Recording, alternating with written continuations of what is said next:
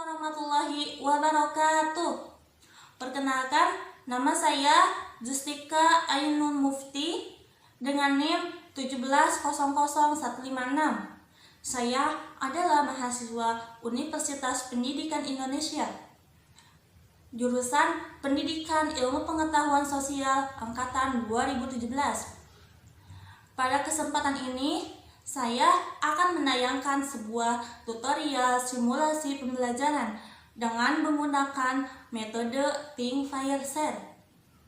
Nah, sebelumnya pada RPP yang sudah saya buat, pada RPP tersebut saya mengambil sekolah di SMPN Negeri 3 Ciawi, kelas 7 dengan materi yaitu kegiatan ekonomi, produksi, distribusi, dan konsumsi. Nah, selanjutnya, sebelum berlanjut kepada kegiatan selanjutnya, pada kesempatan ini saya akan menayangkan sebuah video tentang bagaimana cara mengajar dengan metode Think, Fire, Share. Selamat menyaksikan. Baiklah, kita masuk pada pengertian model pembelajaran Think, Fire, and Share. Model pembelajaran Think, Fire, and Share menyatakan bahwa berpikir secara berpasangan merupakan cara yang terbaik untuk mengubah pola diskusi yang biasa dilakukan dalam kelas. Think, Fire, and Share memberikan kesempatan pada siswa untuk berpikir lebih banyak, menjawab, dan saling membantu dalam kegiatan diskusi di dalam kelas. Model pembelajaran Think, Fire, and Share mempunyai 3 sintaks, yaitu yang pertama thinking, firing, dan sharing. Untuk tahap thinking, guru mengajukan pertanyaan atau isu yang berhubungan dengan pelajaran.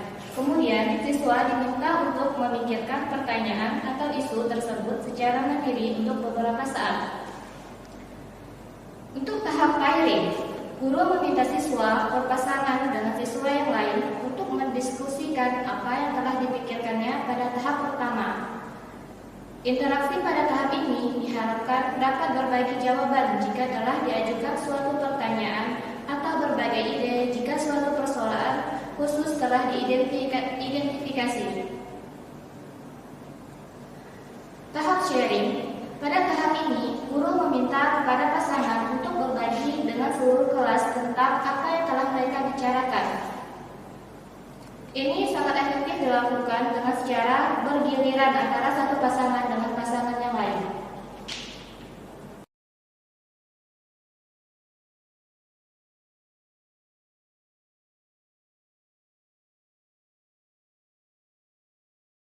Dari sebuah tayangan yang sudah saya sampaikan, yang pertama itu guru dapat membagi siswanya ke dalam beberapa kelompok. Yang kedua, guru akan memberikan sebuah soal, yang mana soal tersebut akan dikerjakan oleh siswanya atau setiap kelompoknya dengan menggunakan bahasanya masing-masing, yang mana nanti di dalam kelompok tersebut ada beberapa ide dari setiap masing-masing orangnya, kelompoknya, yang kemudian nanti setelah itu guru akan menunjuk salah satu perwakilan dari setiap kelompoknya itu untuk maju ke depan untuk menjelaskan hasil dari diskusinya. Kemudian yang kedua ada media. Media pembelajarannya saya pakai yaitu menggunakan PowerPoint dan buku seperti ini. Kemudian ada sumber belajar. Sumber belajarnya yaitu saya memakai sumber belajar buku ilmu pengetahuan sosial kelas 7 Kementerian Pendidikan. Nah, selanjutnya udah gitu ada kegiatan pembelajaran, yang mana di dalam kegiatan pembelajaran ini yang pertama itu ada pendahuluan. Nah, di dalam pendahuluan ini yang pertama guru mengucapkan salam terlebih dahulu seperti ini. Assalamualaikum anak-anak, bagaimana kabarnya hari ini? Semoga pada hari ini anak-anak bisa hadir dengan keadaan sehat walafiat. Nah, setelah guru mengucapkan salam, kemudian guru akan menunjuk salah satu perwakilan kelas untuk memimpin doa. Seperti ini. Sebelum pembelajaran dimulai, alangkah baiknya kita berdoa terlebih dahulu menurut agamanya masing-masing. Nah, setelah berdoa selesai, kemudian guru akan mengabsen siswanya atau mengecek siswanya satu persatu. Kemudian setelah itu guru akan menyampaikan materi yang akan disampaikannya, yaitu materi tentang kegiatan ekonomi, produksi, distribusi, dan konsumsi. Yang mana pada kegiatan materi ini tujuannya yang pertama itu siswa dapat menjelaskan kegiatan ekonomi, produksi, distribusi, dan juga konsumsi. Kemudian yang kedua, itu siswa dapat menyebutkan kegiatan-kegiatan yang ada di kegiatan ekonomi, produksi, distribusi, dan juga konsumsi. Dan yang ketiga yaitu siswa dapat mengevaluasi kegiatan produksi, distribusi, dan juga konsumsi yang ada di desa maupun di kota. Selanjutnya ada kegiatan inti. Nah, yang mana di kegiatan ini, inti ini yang pertama itu mengamati. Nah, mengamati di sini saya akan menampilkan sebuah tayangan tentang kegiatan ekonomi, produksi, distribusi, dan juga konsumsi. Aktivitas jual beli ikan. Tahu tidak, jika ikan merupakan makanan bergizi dan berprotein tinggi? Tahukah teman bagaimana perjalanan ikan dari laut sampai di meja makan kita? Yuk kita cari tahu. Proses awal adalah kegiatan produksi, teman. Dimulai dari nelayan menangkap ikan di laut.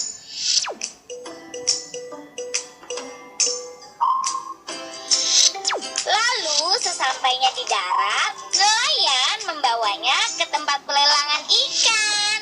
Nah, berikutnya adalah proses distribusi, teman, yaitu mengantar dan memperjualbelikan ikan. Ikan dijual ke pasar atau ke pabrik pengolahan ikan, teman. Nah, yang terakhir adalah kegiatan konsumsi, kegiatan pengolahan dan memakan hasil olahan ikan. Ikan kemudian diolah menjadi lauk dengan berbagai cara pengolahan hingga ikan tersebut siap dihidangkan. Nah, teman, sudah tahu kan prosesnya? Yuk kita banyak makan ikan agar tubuh kita selalu sehat dan makin pintar.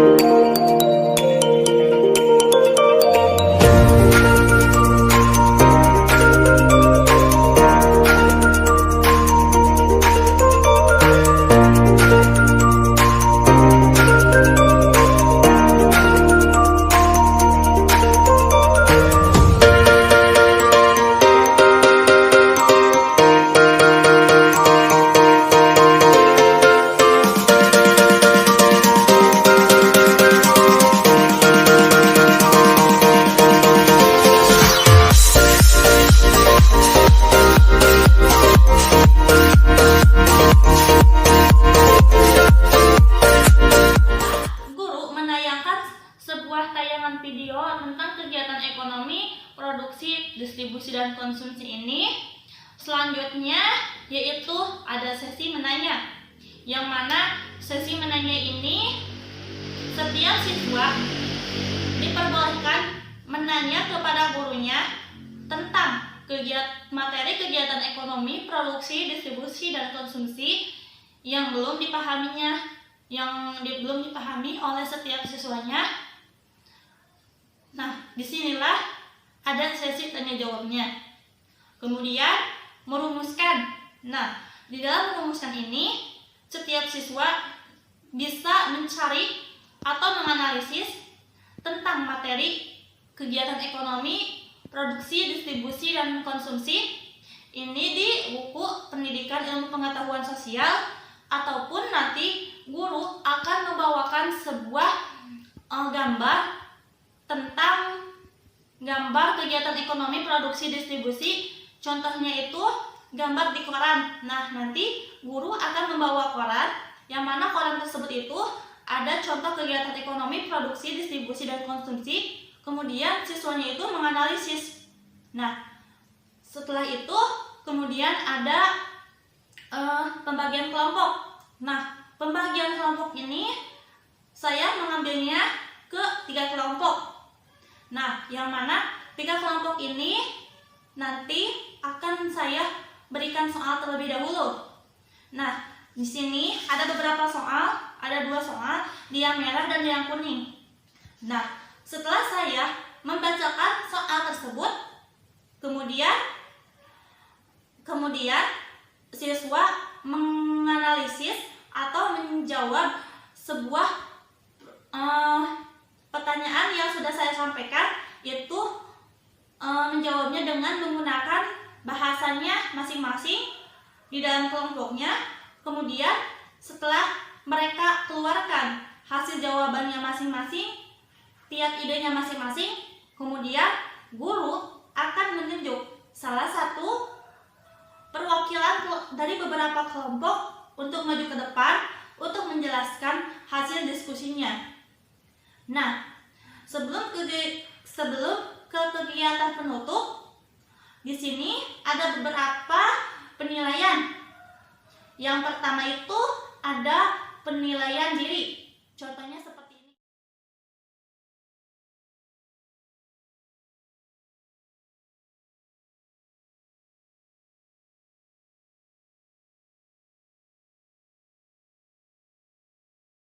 Kemudian ada penilaian pengetahuan, yang mana di dalam penilaian pengetahuan ini guru nantinya akan memberikan beberapa soal, yang mana soal tersebut akan siswa kerjakan secara mandiri, yang mana tujuan dari penilaian pengetahuan ini atau pemberian soal ini yaitu supaya guru bisa memantau sejauh mana pengetahuan anak-anak tersebut memahami tentang kegiatan ekonomi, produksi, dan juga konsumsi. Contoh penilaian atau penilaian pengetahuan soal tes ujiannya, contohnya seperti ini.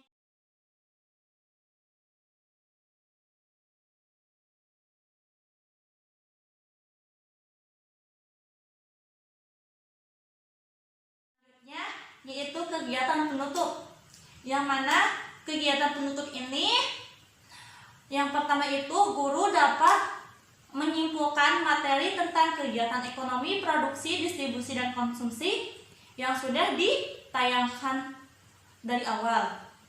Kemudian guru akan menunjuk siswanya atau perwakilan kelasnya untuk memimpin doa setelah belajar. Nah, selanjutnya guru akan menutup pembelajaran ini dengan mengucapkan salam terlebih dahulu.